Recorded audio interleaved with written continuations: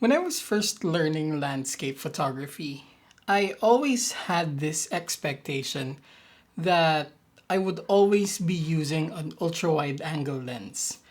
This assumption is very common to landscape photographers and to photographers in general who think about landscape photography because the notion is that you need a wide lens to make the most out of a view, out of a location. But lately, I've been finding myself more attached to a telephoto lens. And in this video, let's talk about why my favorite lens for the past 2 years, at the very least, has been a telephoto. And also, let's check out the Sony 70-200 f2.8 G Master version 2.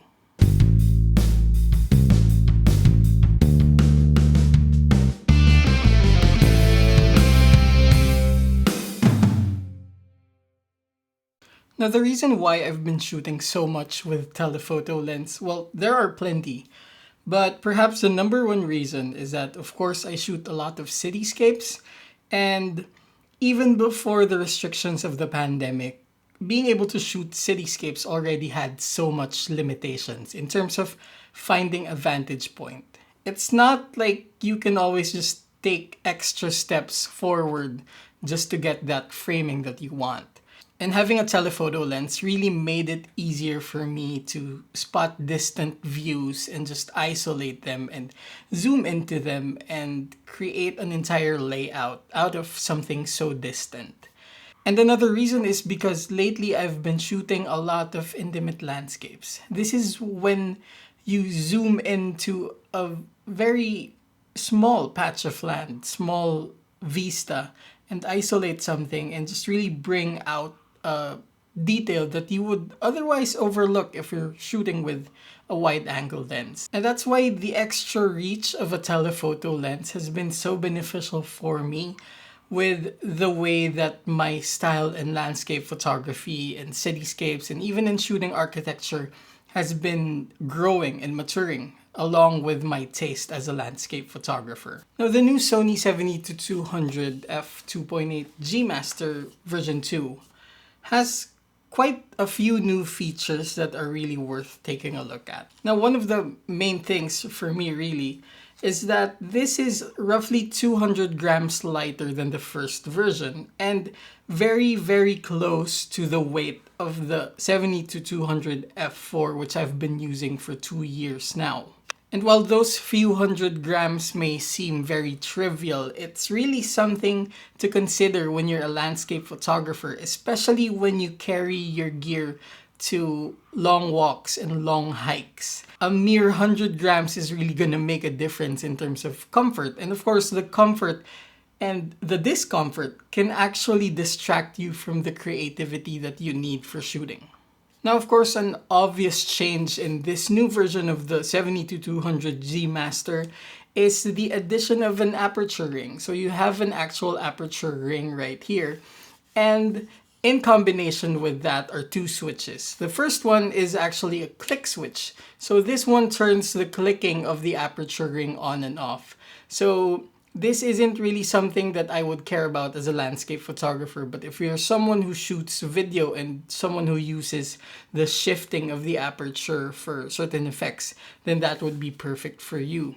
Also, this comes with an iris lock. And basically, the iris lock is an added feature that comes in combination with the aperture ring, and it prevents any unwanted changes in exposure when you have a physical aperture ring. And of course, it also comes with a collapsible and removable lens hood right here, a 77mm filter thread just like the old version, some focus hold buttons here, and of course, a tripod collar. Now, if you were to ask me what I would have wanted extra for this lens, a very simple thing is an Arca Swiss compatible mount right on the tripod collar. But then again, I can just use one of these and I'm good to go. And of course, internally, the biggest thing to consider about this lens is a faster and more dynamic autofocus system.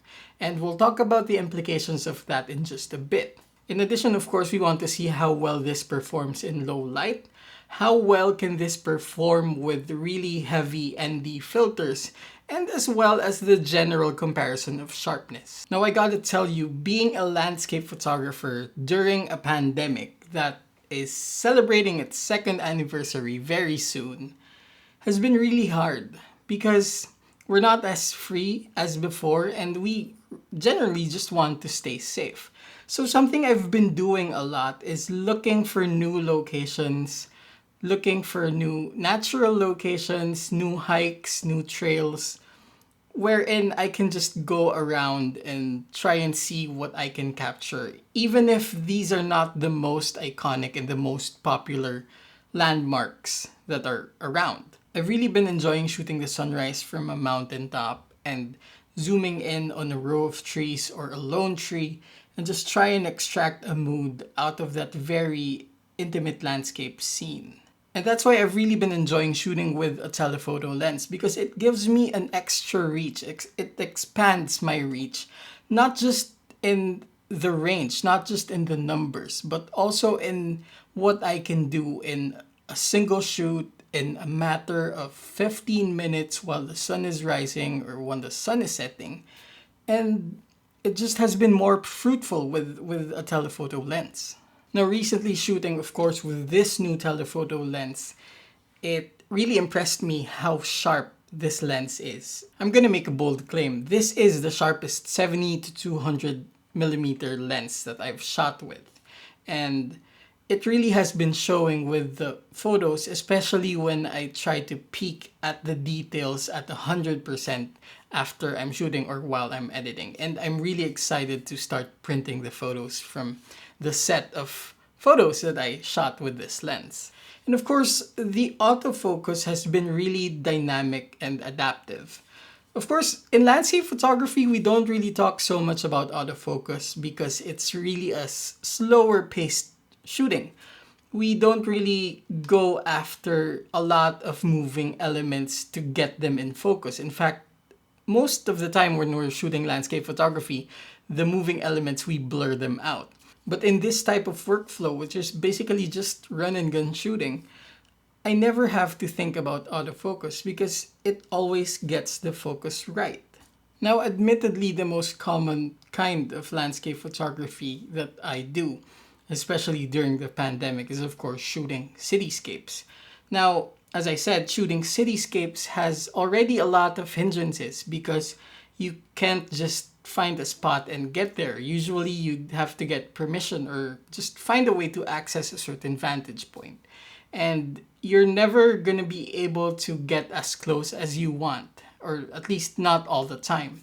And having a telephoto lens helps you in that. Of course, it gives me the ability to zoom in and get the right projections and get the right composition, even if the skyline is a bit farther away than what I would want it to be. Now, when I'm shooting cityscapes and the view isn't too far away, I still find a need to shoot with a telephoto lens, but it's not really to zoom in so much. But instead, it's because I want to do panoramas. This way, I can have the telephoto lens zooming in and really capturing a lot of detail in one frame and stitch together the photos and come up with an ultimately bigger photo. And this will be really beneficial if I want to print the photos bigger. Now, of course, shooting cityscapes also means shooting a lot in low light and also having to focus in low light. And that's ultimately what I try to look for in this lens. And generally, the trick is you're gonna have to find a flicker of light to focus on, or maybe a part where there's more contrast, especially when the cityscape is rather dim. But I really found no challenge shooting with this lens. It didn't really have any trouble looking for the right focus and no hunting whatsoever. In combination with the overall sharpness and image quality that it gives me, it makes it all the more compelling. Now, another style of landscape photography that I've been quite fond of and something that I've really been wanting to practice lately is shooting minimalist landscapes. And to be able to do this is a mix of shooting intimate landscapes and using long exposure effects to really isolate certain subjects and certain elements in the frame. This is of course something you can do in many locations with the right light and with the right focal length. And the goal really is to isolate a pattern or isolate some figures and be able to render that. And the reason why we use long exposures is because we want to be able to isolate and really soften the negative space that we have in frame. And to be able to do this, one common way is to shoot during noon.